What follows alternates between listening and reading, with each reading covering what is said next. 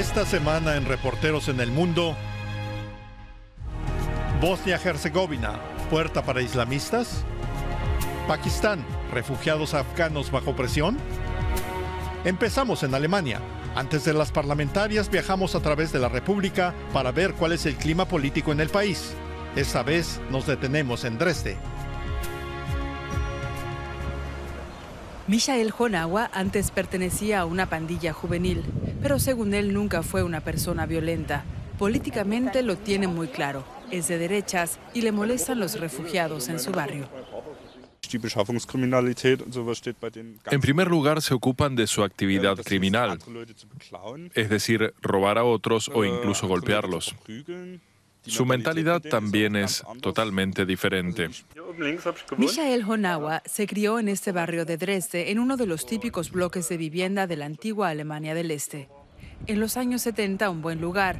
Hoy, un barrio conflictivo con muchos desempleados y personas que se sienten olvidadas. Los que pueden se van. El ayuntamiento destina los pisos vacíos a refugiados. Muchos alemanes están molestos ya que son pisos bien equipados. Cada lunes, desde hace 3 años, salen a la calle para protestar contra los refugiados. Eso es lo que se conoce como Pegida, patriotas europeos contra la islamización de Occidente. Pero las manifestaciones de la ultraderecha contra la inmigración han perdido fuerza en toda Alemania, ya que las rutas migratorias están cerradas. Pero Pegida sigue activa en Dresde. Un hecho del que se beneficia el partido AfD, Alternativa para Alemania. El grupo espera acceder al Bundestag en las elecciones de septiembre. Ya está presente en 13 parlamentos regionales. La vicepresidenta del partido en Sajonia intenta desmarcarse de Pegida. Pegida está en la calle, pero AfD es un partido y trabaja en el Parlamento regional. No hay coincidencia a nivel de contenido, pero sabemos que muchos integrantes de AfD acuden a las manifestaciones de Pegida. Con ello, Pegida ha conseguido parte de sus objetivos, advierte Michael Natke, quien desde hace años lucha contra la ultraderecha. Insta a no minimizar ni tolerar las propuestas de la ultraderecha. Un diputado representante de AfD jamás pegará a alguien, pero su discurso excluyente respecto a determinados grupos sociales ampara a quienes sí son capaces de repartir golpes. Una discusión que no interesa a Michael Honawa. Dice que la política ya no le importa. Tampoco cree en la AfD. Aún no sabe si irá a votar el 24 de septiembre. El Ramadán en Sarajevo determina de momento el ritmo de la ciudad. La mitad de la población son musulmanes, pero la convivencia pacífica se ve amenazada con la llegada de radicales islamistas a Bosnia-Herzegovina.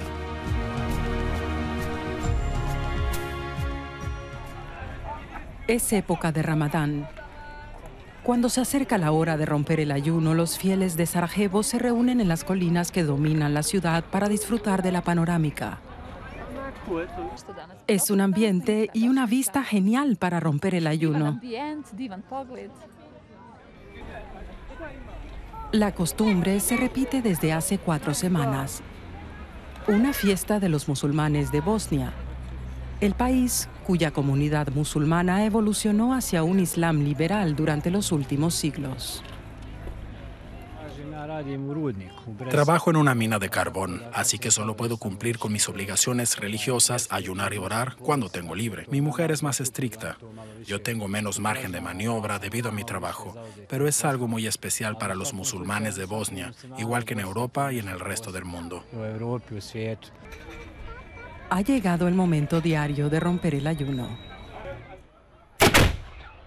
Como indica el cañonazo sobre el valle de Sarajevo justo cuando se pone el sol. Pero en tiempos de terrorismo integrista en Europa, la situación en Bosnia-Herzegovina también está cambiando. Hay muchas dudas sobre el fundamentalismo en el propio país. También en Bosnia aumenta el número de fundamentalistas que rechazan un islam más abierto, especialmente en los pueblos pequeños del nordeste del país. exigen una aplicación más estricta del Islam y están decepcionados por las respuestas que dan los imanes de la comunidad islámica en Bosnia. Hablamos de ciertos requisitos religiosos que exige el Corán. Hemos pedido a los imanes que se cumplan, pero no quieren. Pero en un país multiétnico como Bosnia, cualquier escisión de la comunidad musulmana liberal se entiende como una amenaza por las otras religiones. Una situación incómoda para los musulmanes europeístas. El fundamentalismo religioso, los radicales, aseguran que la propia identidad solamente se basa en la pertenencia a determinada religión. No debemos caer en esta trampa. Pero tras los atentados terroristas en Europa, en Bosnia y Herzegovina predominan las dudas sobre cómo tratar a los radicales. En Pakistán viven cerca de 1,5 millones de refugiados afganos. Tras la decisión de expulsión del año pasado, 600.000 refugiados debieron irse. Los que siguen ahí informan sobre ataques en su contra.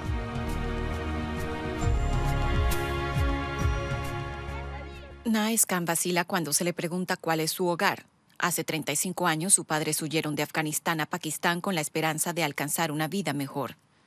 Naes trabaja como sastre y en el mercado de verduras de Islamabad. Su salario no alcanza los $3 diarios, pero hasta cierto punto su familia está aquí segura. Tenemos problemas tanto en Pakistán como en Afganistán, pero son de diferente naturaleza. Aquí la policía nos hace la vida imposible. En Afganistán son las fuerzas de seguridad corruptas y los talibanes, Estado Islámico y otros terroristas los que matan a las personas. ¿Qué podemos hacer? Allí no podemos vivir. Aquí tenemos que dar unos cuantos dólares a la policía para salir adelante, pero por lo menos no están en juego nuestras vidas. Los refugiados en Islamabad viven en cabañas construidas por ellos mismos. El gobierno pakistaní les ofrece poca o ninguna ayuda. El pasado año se mandó a todos los afganos a abandonar el país. Desde entonces, se acumulan los casos de acoso e intento de intimidación.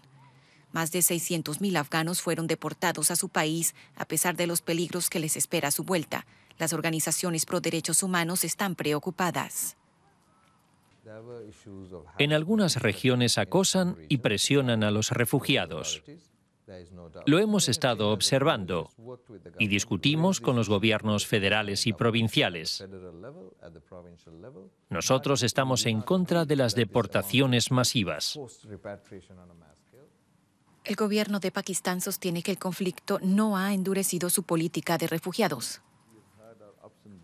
Mantenemos buenas y no tan buenas relaciones con el gobierno afgano. También se producen desacuerdos. Pero remarcamos que todo esto no tiene nada que ver con la cuestión de los refugiados. Es simplemente un acto humanitario y las Naciones Unidas también participan en él. Refugiados como Naes y su familia pueden permanecer en Pakistán hasta el 31 de diciembre. Esperan que hasta entonces el gobierno les conceda un permiso de residencia y finalmente encontrar una nueva patria. Y finalmente nos vamos a Argentina, donde hay una fuerte resistencia contra la sentencia denominada 2x1 que reduce las penas de los condenados por delitos de lesa humanidad en la última dictadura militar en Argentina.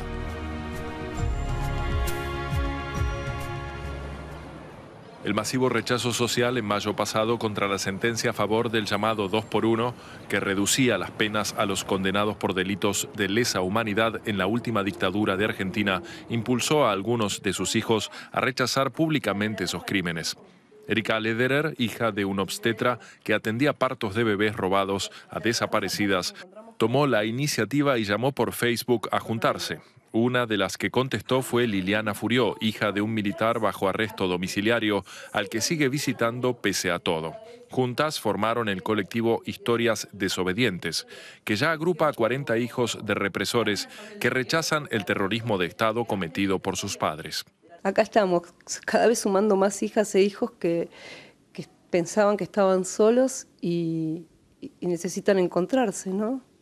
Para para armar este rompecabezas tan doloroso de nuestra historia. En repudio justamente del accionar del Estado y nuestros padres como brazo armado. En Historias Desobedientes esperan que su relato ayude a hijos de desaparecidos.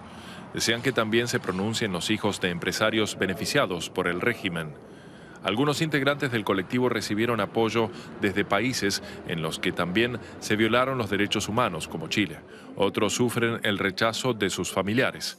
Lederer admite que fue un proceso gradual el que la llevó a distanciarse de su padre, que se suicidó en 2012 antes de ser arrestado. Uno va tomando conocimiento de pequeñas implicancias, de las implicancias que va teniendo el propio padre en la dictadura, y por eso digo que es gradual. Y eso aunado a corroborar uno en la propia casa, digamos, la forma de manejarse que tenían, ¿no? Otros hijos de condenados por delitos de lesa humanidad, en cambio, reclaman la libertad de sus padres. 5 colectivos los agrupan, cada uno con diversas posiciones sobre la dictadura. Uno de ellos se llama La Fuerza de los Dignos y allí milita María José López, hija de un policía preso desde hace 13 años. Nosotros estamos orgullosos de los padres que tenemos.